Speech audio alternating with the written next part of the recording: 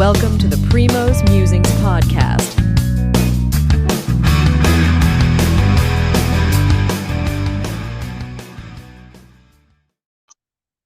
Hey, good evening, Amit. Hey, Hey, looks like I don't know. We were having a good chat, and then some connection dropped out. But like I said, this is our series of podcasts that I'm doing with all the draft needs for various teams. But we will today focus on our favorite team, the New England Patriots, which has been on the downslide for the last 3 or 4 years since Brady left town. So I think we may have to start the whole thing again. So yeah, no let problem. me start.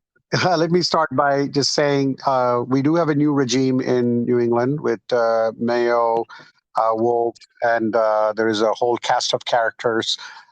They are both on the offensive and the defensive schemes. Mayo is predominantly a defensive guy, so let's see what they do. I think they did get Alex Van Pelt, one of the offensive guys that they're looking to help filling out the gaps on the offensive side, which is where the Patriots may need to go. But I think we were just talking about it before, where what are the needs for the Patriots in the first round? Who are the quarterbacks that they may choose, or will they trade down to get better picks? So let's do it again, Amit. And I don't know Yeah, what happened the first time. no problem. I think we can start with some general thoughts with Mayo and Wolf in place, right? So one is I think we should expect continuity on defense. There's no reason to believe that why their philosophy and the type of players that they draft changes. So I think we should expect a lot of change on the offense and continuity on the defense. Secondly, I feel uh, I think they have a leeway from Crafts. Nobody's expecting a full turnaround in 1 year. So, you know, it'll probably take at least two off seasons to hopefully turn it around. So I think there seems to be an acknowledgement. Now, Mayo and Wolf would still want to make a strong initial impression, right? So they want to come out shining out of this. So I think that's sort of the general philosophy wise in the draft. I think the needs, everyone probably knows the top needs are quarterback, receiver, tackle, right? We really don't really have a left tackle on the roster right now. We don't Mhm. really have a strong X receiver, at least outside receivers. We don't have any on the roster right now. I mean, Parker was an outside receiver. He wasn't that great, but he was an outside receiver. He's gone. And quarterback, I mean, everyone knows, we've got Brissett as a standby option for a year, maybe as a bridge quarterback, but we do need to draft the next uh, franchise quarterback. True. So here's what I've been seeing in all the mock draft, and I think we were talking about it earlier, that JJ McCarthy's name has been popping up lately. I think maybe a big push by his coach Harbaugh to try to push his case. But to me, I think the first pick is definitely going to be Caleb Williams from USC. I think he definitely seems to be the best quarterback. Um, Daniels from LSU could be the second pick, but I think I did hear that he wants to be a Patriot. But again, it's not up to him. The Washington Commanders may choose him, which means that Drake May will fall to the Patriots' lap. So to me, I'm leaning towards Drake May as the quarterback for New England. And I think you're right with Jacoby Brissett being here, the bridge quarterback. Drake May, he doesn't have to be thrown into the mix. Brissett is a veteran. He's played a lot, both, I think, in Indy, as well as I think the last time was in Cleveland last year. So there is a sense that Drake may not be I would say, the messiah quarterback that you need to save the Patriots season. I think they can make do with Brissett. Brissett can win you some games, which when you look at what happened last year, they were 4-13, and Brissett could easily get you like a couple more wins. And I agree with you 100% that this is a 2-year effort for this Patriots staff, and I'm sure Kraft is willing to go with that. So let's talk about a couple of things here. You did mention earlier that the Patriots needs on the offensive side. You had the quarterback. You definitely need a vertical threat, and then you need a left tackle. So there are a couple of excellent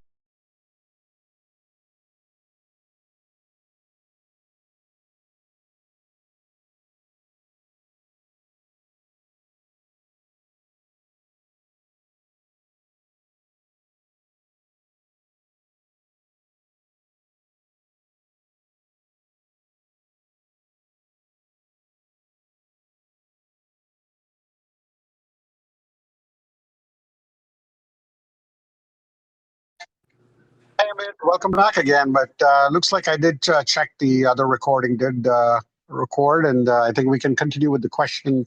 Sure. What I was asking, the question being, one, will the Patriots, go with their gut instinct and pick the quarterback that they need? And then number two, will now you know that they do have a lot of offensive needs, and you did talk about Parker, but you don't really have a threat, and there are a lot of wide receivers in the draft with Marvin Harrison, Udunze, and quite a few guys there. And then the final thing you mentioned is that about the tackle. You do have Joe Alt from Notre Dame as one of the best tackles out there. I think he's probably the best player in the draft outside of the quarterback, I think. So I want to hear your thoughts on if. I think they're going Drake May, but what if they don't? And what if they get like an excellent package from so many people, considering the fact that they do know that they have Brissett as a quarterback? And then do they go with Michael Penix or even like JJ McCarty? So just want to hear your Yeah. thoughts. I don't think they're looking at Brissett as a. I mean, he's purely a bridge quarterback.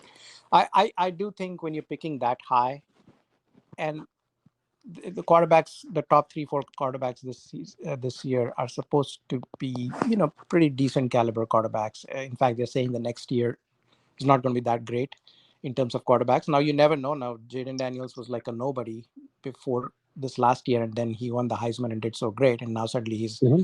your top 3 picks. So you can always have someone rise up again, but right now it's not like the most promising quarterback draft class. And the thing is, if you miss out on a quarterback this year, we don't have a quarterback, and that is still continues to be the most important position on the roster. I mean, sometimes a good quarterback. I mean, look at what Brady did, right? I don't think we had the best offensive line in the league or the best receivers in the league any year, but he just elevated everyone around him. So I would say if they are convinced in May, or hopefully not McCarthy. I'm not a big fan, but they could be. May, Either. McCarthy, or Daniels, right? If they are convinced that whoever 2 out of the 3 that falls to them has franchise quarterback potential and is a right fit for their system and all that, then I absolutely think they should and they will take the quarterback. I mean, it'll take really an ungodly offer for them to deviate from that plan, and I don't know who's going to really offer that. I mean, the teams like Minnesota and all that, they might. I don't think they need to jump to like number 3 to grab like McCarthy or whoever's remaining out of the top 4. Uh, uh, so there's that. I the on if they I think they will trade, and they should trade only if, let's say, May goes number 2 and he was their guy, and they're not a big fan of either Daniels or McCarthy, or vice versa. If Daniels goes at Hmm. number 2 and they're not a big fan of May or McCarthy, I think then you definitely should. They will at least entertain offers, and I think it does make sense to trade down. I think Neighbors, Odunze, and Harrison. There's not that much difference apparently between the 3, so Hmm. you could go to like 8, 9 if you find a trading partner and still get one of the top receivers or get one of the top 2, 3 tackles, and then get these extra chips and then worry about the quarterback later. So I think it's binary. If they're convinced about the quarterback, then they should take it and ignore whatever offers that they get. And if they're not convinced, then I think we're looking at a trade down and looking at some second tier, second, third round quarterback probably. Right. I mean, here's the thing. I see it. Right. I mean, I'm pretty convinced they're going May. But to your point, if there's a big package that comes in. Um, what if they? I mean, say they think that. I mean, the Mayor Daniels. I mean, they both had them for visits, I think, and they don't feel that they are the guys. I mean, I definitely think it's Caleb Williams and then Jaden Daniels or May, whoever it is. And with the third pick, do you go with a receiver? I mean, I know it's very rare you get a receiver that high, and Marvin Harrison Jr. is good. I think he's slightly. I mean, from what I've heard and from what I've even seen, and I've seen some of the Ohio State games. So I get to see Odunze a little bit more as they got into the last few games of the season, plus all the national championship. Um, Malik Neighbors, well, he did play with Jaden Daniels in LSU, but to me, I mean, part of me says, say if they're not convinced with a quarterback and they think they know like Brissett can make do, and do they go they wait and see because you still have Michael Penix Jr. There's another quarterback that I heard. Bo And I'm Nix, and trying, he's kind of in the mix in second round. Bo yeah, Nix. Penix, yeah, Bodix is there from Oregon, I think, and then you also have one more player that they have. Maybe they uh, s- Spencer I mean, Rattler, probably. Yeah. Spencer. Yes, you're right, Spencer Rattler. Yeah. Do you think that they wait for that? I don't know. I mean, this is a very I interesting mean, the thing. record is the record is not that great. Yeah, I mean, guys like Russell Wilson and a couple of others are exceptions, or like Dak Prescott. These guys are exceptions where they're like whatever third round quarterbacks and still pretty good. I mean, obviously Brady is the biggest exception, number the sixth round, right? But in general, um, I mean, even with first round quarterbacks, there's no guarantee, but there's like an even lesser guarantee with second and third round, and as you get later in the draft. And there's a reason why those other quarterbacks are second tier and third tier, right? So it's like I feel like if you're in a year where you actually have the luxury of picking among almost the top, the top three, and it's not. I don't think there's a huge difference between those top three. Uh, I mean, why would you not? Why would you settle for a secondary quarterback? That's Mm, so again, it boils down to if they're convinced about these guys, just take them because yeah, this chance doesn't come often. I mean, even next year, let's say you win a few more games and end up with the 10th, 12th pick. I mean, I don't see a path to.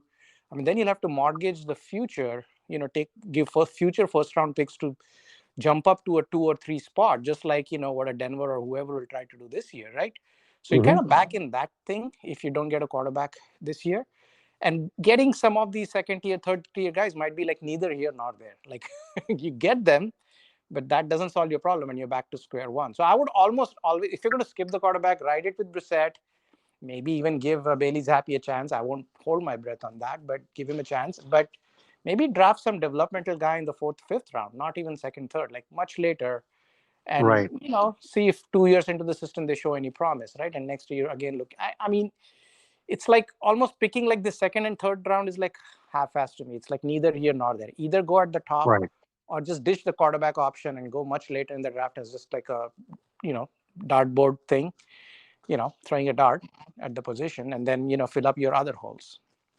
I see. I see your point. Yeah. So this is where I'm still not wavering. I mean, this is just this is the speculation. That's the great thing about the draft, and I'm also going to be more excited about watching the greatest coach of all time, Bill Belichick, with Pat McAfee.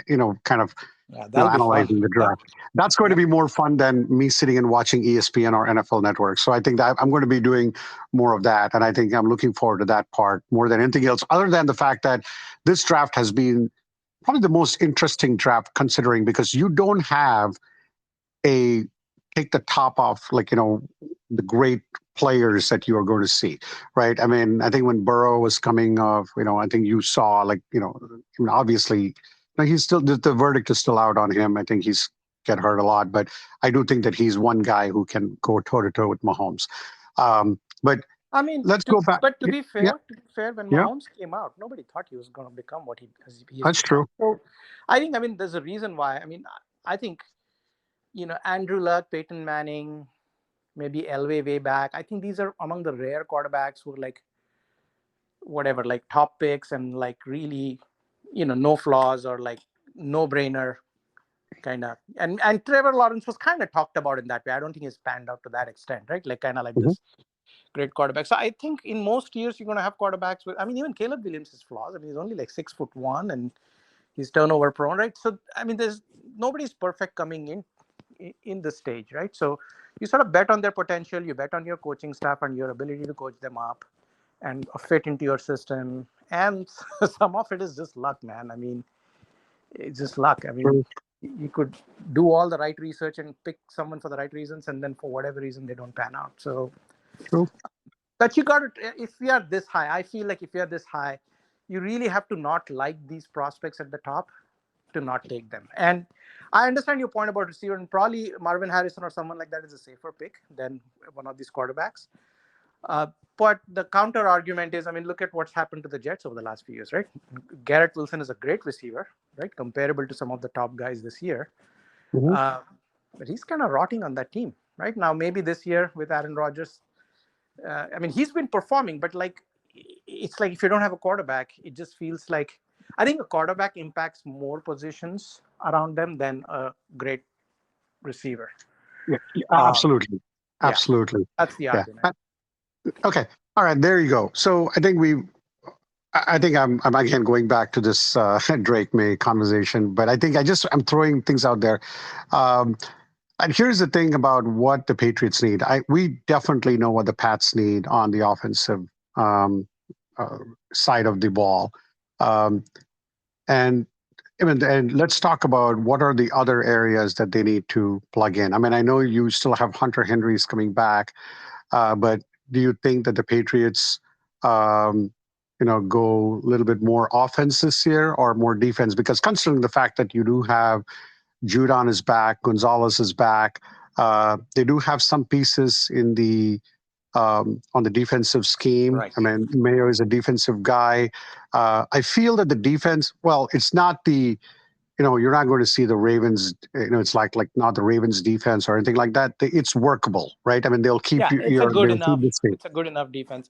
I think if you listen to that snippet from Belichick on McAfee show on that there's a 30-minute clip.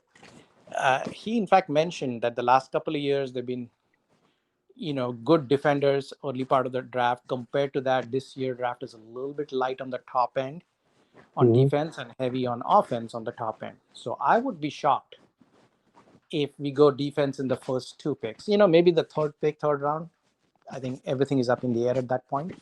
But I think the consensus, at least among fans, seems to be like quarterback, and then tackle and receiver, or quarterback, receiver, tackle, something like that, some order of that. But get those three positions addressed with the first three rounds. I would say there's a much better depth at receiver than at tackle, and we need a left tackle, so that narrows the field as well. I mean, on when you can serve as a right tackle, right? So Right. do really need a left tackle, and even some of the top guys are right tackles or like tackles who are going to push inside to guard. So you have to so the field narrows quite a bit, and so it's quite possible that if you skip a tackle at 34 in the second round, then you're going to get into like really developmental guys in the third round. So one could even make an argument the right sequence might be quarterback, tackle, and then receiver. There's another quarterback, tackle, receiver. Okay, so here's another thing. I'm going to throw another wrinkle here. I like the tackle part for your second more than the receiver. They have some workable receivers that they have on the roster now. So a couple of days ago, I mean, this is again speculation, right? AJ Brown started following some Patriots. Patriots do have the 34th pick on the second day, on the second round. Do you think that AJ Brown, Eagles may be shipping AJ Brown to the Patriots? I don't think he's a first round material. You worry about some of his. Um, Well, I mean, he- yes, there's T Higgins in that same mix. There's Brandon Ayuk. I mean, right now those teams are saying they're not going to trade them, but there's a big difference between teams saying whatever and then what actually happens on draft day, right? We've seen that, especially move. I mean, Brown himself got moved um, to from Tennessee, right? Philly on draft.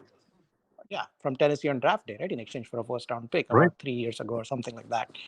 So I think on Brown, I am not 100% sure of this, but I believe the way his contract is structured, the Eagles will take a huge dead cap hit if they trade him this year. So if let's say if that constraint is not there, then yeah, I mean I think they've just paid um, Smith, their Whatever the other difference here. receiver. They're paying Hurts a lot. They're paying their offensive line, and they've got two guards that they're paying top of the market money, and so they're paying a lot of people a lot of on offense especially. And I don't know if they can in the long run afford a big AJ Brown contract as well. I personally think he's going to be available on the market. I don't know if he becomes a free agent at end of this coming season or not. So whether it's through free agency or draft, I think or a trade, he's going to be available not this season, but the end of the season, not like now. But Yeah. I mean, I'm sure if you give a good offer to Cincinnati, I'm sure T Higgins can be pried loose. I don't know if I'm a big fan of that.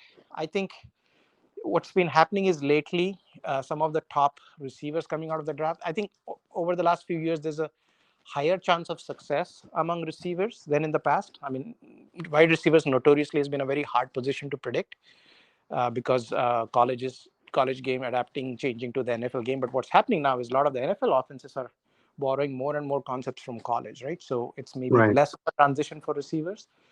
So I think there's a much higher chance. Of course, we've drafted Harry and Thornton, unfortunately, so we can't claim anything there. But in general, a lot of these receivers have panned out coming from college. Some of the top end receivers, let's say the first, receivers drafted in the first 50 picks or so, right? First 50, 60 picks. So, I mean, if I were the Patriots, like go young.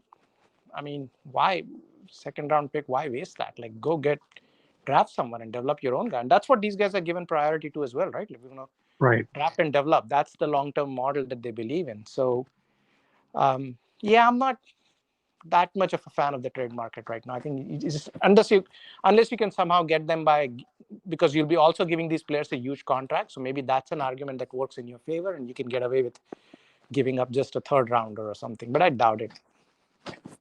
Yeah, I think that, like I said, this is an interesting. I think, like I said, this is why makes draft day probably one of the most anticipated days in NFL calendar. The Patriots, I still remember how they drafted or how they made the trade for Randy Moss, which turned out to be pretty good. But again, I'm not saying AJ Brown is in that caliber. But okay, here, I think I see where you're going with all the offensive needs. Anything that you see on the defensive, I think with Gonzalez coming in, and I think they did sign on the defensive side. They also paid a huge contract to Duggar. You got Judon back on the front. I do feel that they are. I wouldn't say they're pretty set, but any holes do you think that the Patriots need to fix on the defensive side? We definitely know on the offensive side, the tackle. They definitely need to fix that part, and the receiver, obviously. But on the defensive side, your thoughts on that? Yeah, I do think there are holes. I just think practically it's impossible to fill, all the holes on offense and defense. I think there are probably fewer holes on defense. I mean, the defense has been serviceable, but we've also seen, right, like when it comes to crunch time, when it's time to finish the game, right, they've been missing something for the last few years, and that's fine because maybe the sole reason for that is the offense has done nothing, and so it gets really tough for a defense to keep on holding, right? I would Absolutely. say in Yep. terms of holes, I mean, Judon is his contract is expiring. I mean, there's in fact even a possibility he's entering the last year of his deal. He's probably going to want to demand more money, just like he had like a mini holdout last year. Hmm. Nothing contentious, but he did have that. So maybe he feels the same way this year. So there's a small chance actually Judon might get moved and traded as well. But even if he doesn't, he's in the last year of his deal. Of course, you can always re-sign him. Um, but I think pass rush. I think when Judon went out, I think our pass rush really suffered. I think Barmore did a good job on the inside, but outside, I mean, Uche was invisible. Jennings is a solid run stopper, but not much of a pass rush. Keon White, hopefully, we'll see some improvement from him in his second year. Um, I mean, I didn't see a whole lot, but there is potential there. So, I mean, you can never have enough pass rushers, right? So, I think pass rush for sure. Um, and I think free safety is another one. Uh, Duggar, Peppers, they're both strong safeties. And I know these days, like defenses are moving to like very fluid definitions of those, but you still need a McCourty type who Hmm. strengthens coverage. I mean, Duggar suffers he's not that great in coverage. I think he's much better near the line of scrimmage. And last year, he kind of replaced McCurdy and took a lot of McCurdy's snaps. So he's in some ways you could argue he was out of position, and so you didn't see those sacks and fumble recoveries and hits and interceptions, right? That we saw in the 2022 season from him, right? So Right. I think we need a center fielder kind of person. So I think that, and then the third thing is, I mean, corners. Look, I mean, I like what I saw out of Gonzalez, but he's still got to prove it out. He's there for like 2-3 games. I think we all fans have taken him for granted that he's going to be like a lockdown corner. I won't bank on it. Like let that happen and then we'll say it.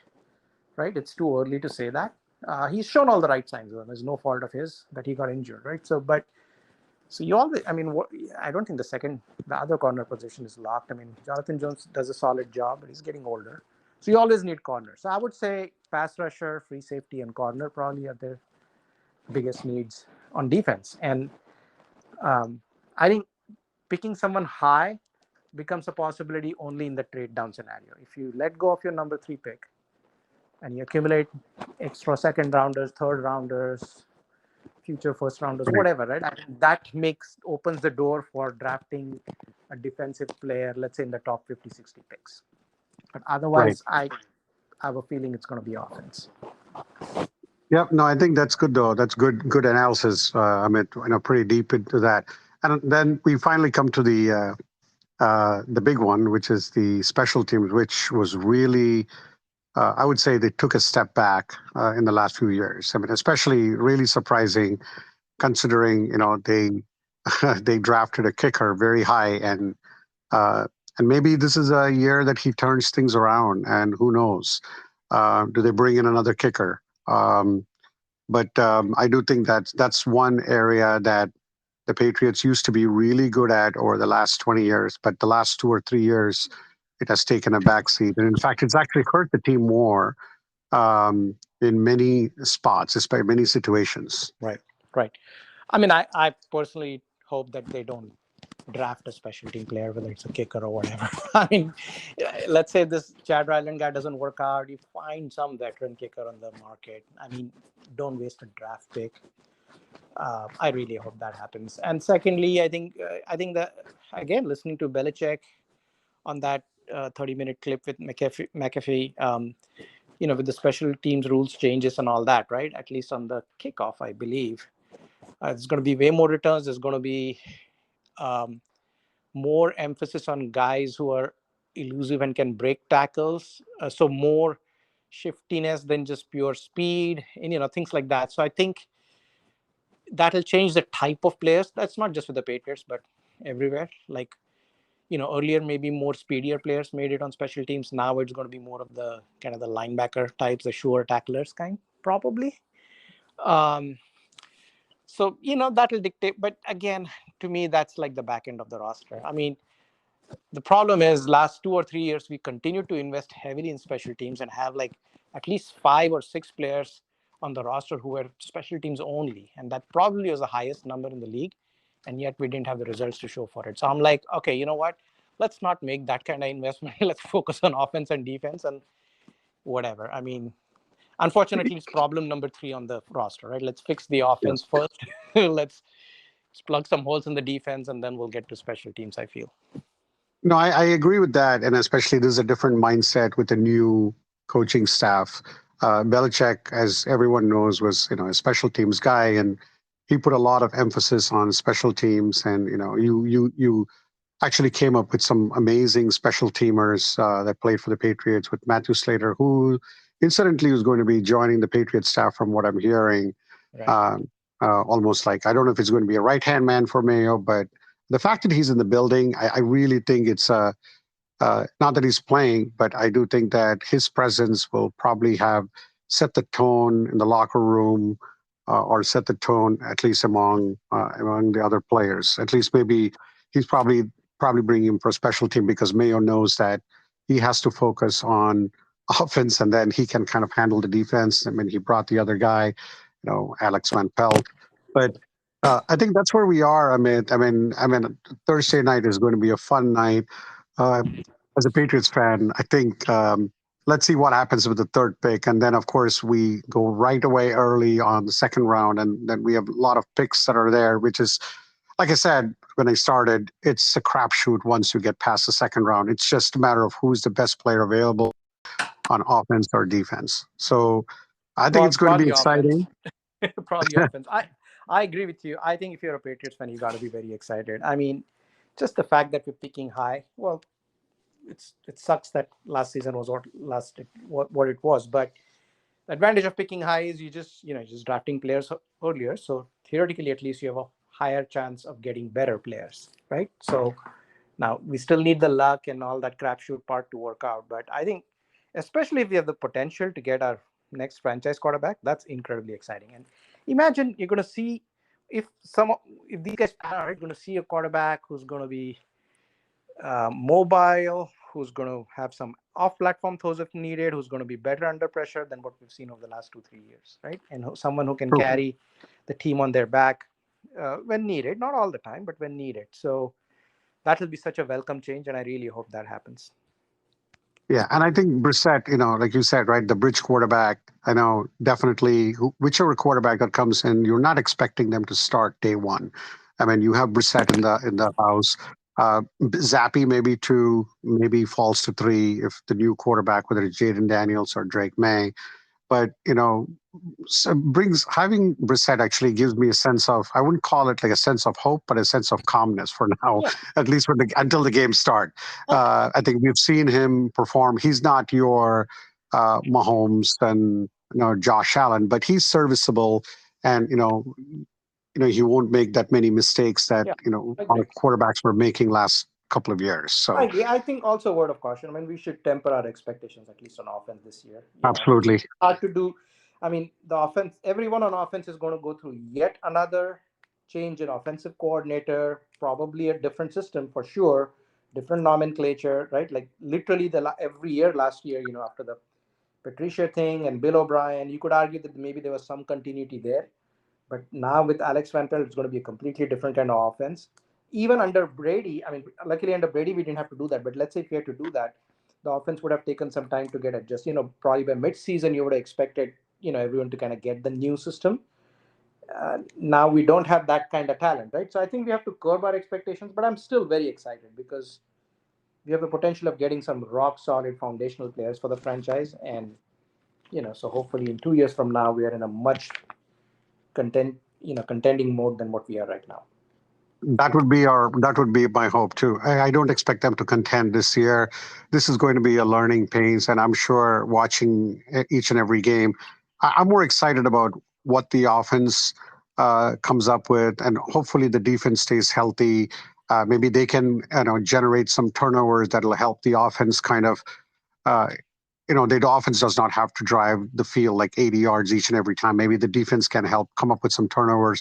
So that's going to be the exciting part for me watching this season. And obviously, the first thing is the draft, and then the second thing is we'll get to the training camp and see what kind of offense they're going to run. And to your point, even if it's Alex Van Pelt, it's going to take a while before the offense can have any kind of identity for the game. I mean, for the Patriots. I mean, if you look at it, the last 4 years, they've gone from a Josh McDaniel to Patricia to Billy O'Brien to now Alex Van Pelt, which is incredible when you look at any team going through this many offensive coordinators, considering for the last 20 years when Brady and Belichick were here, That's what you happens to probably bad went teams. with. That's what happens to bad teams. When you get into that rut, being a bad team, people get fired, and you have this revolving door of coordinators and systems, right? So hopefully, we won't see any more of that, at least for the next few years. And I would say one other thing is that after the draft, the next sort, I mean, there's still talent available because what's going to happen is a lot of teams are going to draft, good people, and then that naturally pushes some, especially some veterans, out on the market. And I can see Patriots tapping into that. I mean, maybe if they don't come up with as much help for either on the receiver front or especially on the tackle front as they thought. I'm sure with so many tackles drafted, some pretty decent tackles who are on teams right now might get pushed out and cut, and then the Patriots can swoop in. So it's not over just with the draft. I think the roster building will continue after that to some extent. Absolutely. So this has been fun, Amit, and I think we can definitely come back again after the draft is done and Sure. hopefully give our grades hopefully, but we don't know, like you said, right? It may take, like any draft class, it takes about you know 2 years for it to pan out. So it'll be interesting for us to come back and see, at least give ourselves, like some kind of sense of not only the grades but also a sense of like everything is okay in the Patriots I front. agree. I think on the quarterback though, that position is a little bit different, especially if you're hoping to get a franchise quarterback. I think even if whoever we draft, let's say we draft someone at the number 3 pick, I think we'll know. soon. Like even if they don't start, let's say half the year or whatever, we should still know. I mean, I remember with Mac Jones, and I think I mentioned this to you before, right? Even in his first year, he was kind of okay. We But went to the playoffs. I distinctly remember saying, like, man, this guy's never carried the team on his back, or like when we need a comeback. And we were so used to comebacks with Brady, right? Where, nothing is perfect, you're getting sacked, but somehow you rise to the challenge. And, so I think he had like one game in his whole career against the Texans in his first year, probably. That's Right. probably the only game he had like that where, he came back. I So think I there was a think lot we'll of. know. I think with these really top quarterbacks, if they have that it factor or not. So I have a feeling with the quarterback, you probably know. Other positions, yes, the jury can be out for a longer time. I agree with that. I agree with that. Yep. All right. So we'll be all watching the draft on Thursday and looking forward to it. Amit, thank you for again. Like always, I think this is an exciting fan to be a Patriots fan. So I'm looking forward to connecting with you after the draft to do our draft grades. Absolutely, man. Let's All let's let's right. do it. Excited. All right. Thanks, Amit. Have a good Take night. care. See Bye. ya.